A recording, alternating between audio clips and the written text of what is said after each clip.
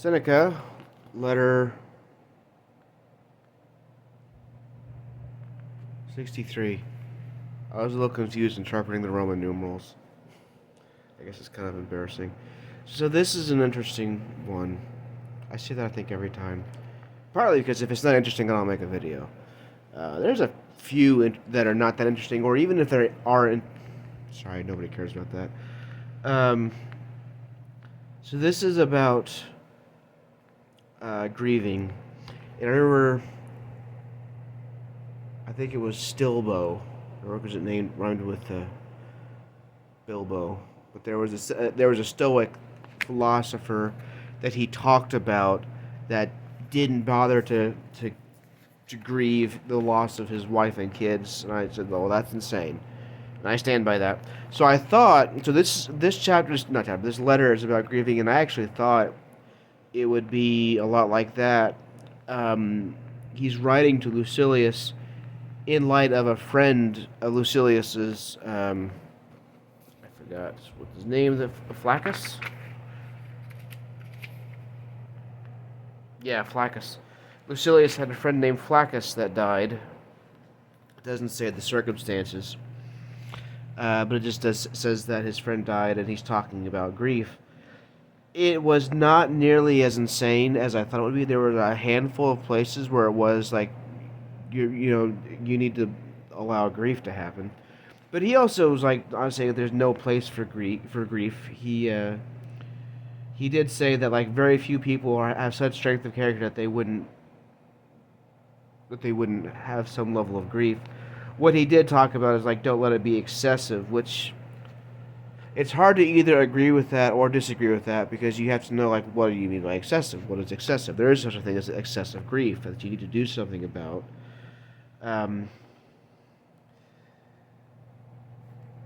The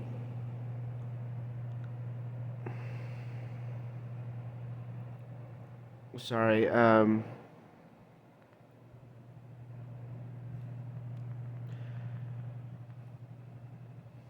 Maybe I can cut this. I don't even know if.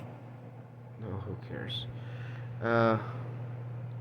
So one of the interesting things I talked about remembering the people that you've lost. I can think I've got at the age now where I've lost quite a few people. Um, Actually, I remember when I was in college, there was a guy. He was older than me, but he was probably younger than I am now. By a decent amount. He was probably like in his early 30s. I'm in my late 30s now, and he died of a heart attack. He was a student at the school. I think he was an undergrad. Um, but anyway, uh, man, I can't even remember his name. He was such a nice guy. I remember that.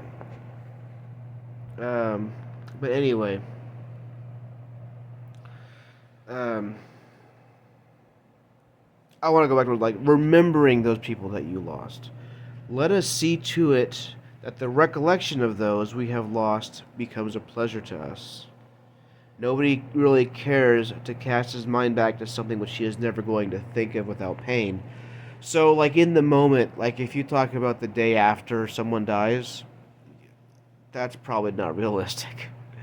Um, and whenever you're dealing with grief, especially if it's someone that's close to you, the emotions that you feel and the actions that you do, any kind of extreme emotion doesn't always make any sense. So, like, one of the best examples that I could think of was there's a famous picture of a guy in World War II, I think. Maybe it's World War One. It was in a trench, so that makes me think it's probably World War One. Of a guy, because I don't think they had trenches in World War II. I could be wrong. But anyway, a guy that was shell shocked, and he was laughing hysterically. You've probably seen this picture on social media at some point. It's pretty famous because whenever you have extreme emotions, I don't know what your neurons are firing or what, but it doesn't always make sense. People that are extremely depressed or extremely unhappy, extremely angry, can sometimes have fits of laughter, and it's not really good laughter. I remember seeing a video of one of the Paul brothers um, that went to that, I can't remember what the name of the forest is, but it's called the Suicide Forest in Japan, and he saw a dead body, someone that had hanged himself. Oh, this video is going to be removed now, isn't it? Someone that did the unthinkable, and um, part of it, he was shocked, and part of his response was he actually started laughing at one point. It wasn't because he thought it was funny. It's because it was an extreme situation, and he never really know what's going to happen then. It's the same way with grief. And shortly after grief, after starts, there's a period of shock when you don't really feel anything. But there gets a point when you want to think about those people with some pleasure. And he talks about a teacher of his, Attalus, that says thinking of departed friends should be like certain bitter fruits, which taste good, but there's sourness there. Makes me think of my mom makes lemon squares that are just fantastic, and yeah, they're sour. You can taste the acid in there, but that sourness is a big part of why I like it. And it's kind of curious that that's what Attalus says, but Seneca says he thinks the opposite. That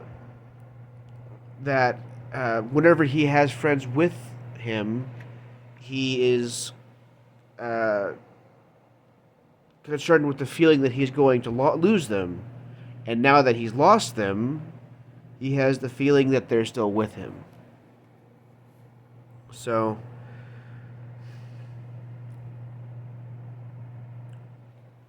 go on to the next page. This was a kind of long letter.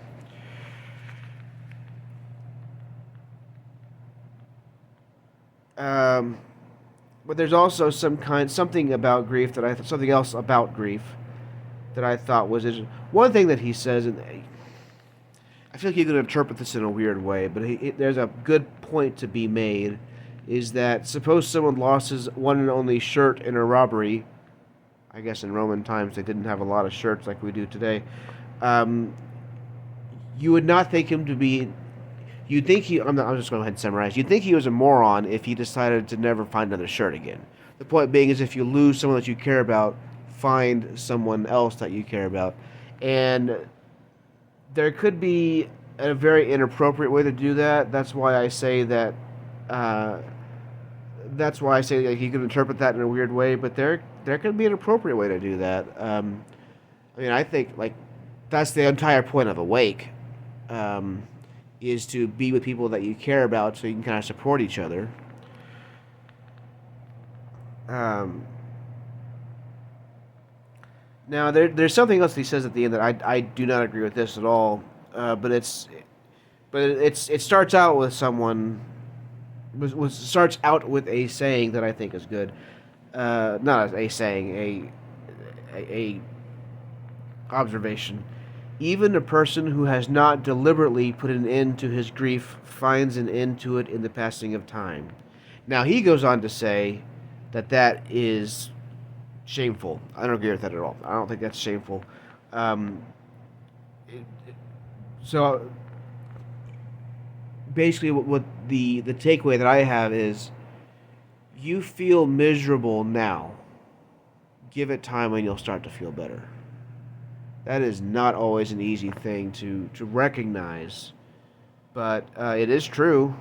Given time, it is not possible to feel that miserable all the time. Somehow or another, you kind of adjust. But anyway, I think that was a pretty. I thought that was interesting. I wouldn't recommend it to someone that actually is grieving, because there's still some pretty flaws to it. Uh, Incidentally, this is what I would recommend to someone that is grieving. James R. White, Grieving Your Path Back to Peace. I have bought this book and given and keep giving it away whenever someone loses someone. This one is water damaged because I left it in my car and spilled a water bottle on it, but it's still perfectly readable. But it's a very good book. This is a pastor who I've been listening to his radio, or it was radio. Now it's a webcast program called The Dividing Line. I've been listening to that for I don't know 15ish years now, probably a little bit more than that. And he was um, before he became a public figure, before he became a pastor of any kind, he was a hospital chaplain. So he dealt with grieving people a lot, and he learned a lot, and he put what he learned into this book. So I would absolutely, if you, for someone that is grieving, I would absolutely recommend that. It's from a Reformed Christian perspective. It's not explicitly Reformed, but it's also, he is explicitly Reformed, but that's a different story. And I also thought of something. This is related to grieving. Just today, I read a passage in Luke. It was the second to last chapter, like 27, I think, when the thief said to Christ during the crucifixion, Christ, remember me. And Christ said to him, today you will be with me in paradise. And for some reason, like I've heard that my entire life, that story my entire life. And somehow today it kind of hit me in a different way. And I don't know how to explain it. You know, sometimes you have these flashes of insight for something simple that you've always known, I guess. And it's something that's not easy to describe. And I think that's what pretentious art tries and fails to do, like John Cage's 433. It tries to simulate some kind of an not simulate, but tries to make you trigger some kind of an insight when in reality you can't really trigger those things. They're more you can't really predict those. But somehow it just kind of hit me. It's just like, in a way, it's like not in 1,000 years, not in a theoretical sense, not in a way off, distant way, but no, today you'll be in paradise. If I left right now, a few months back I went to Italy. If I left right now, I would not be able to be in Italy by the end of the day, probably.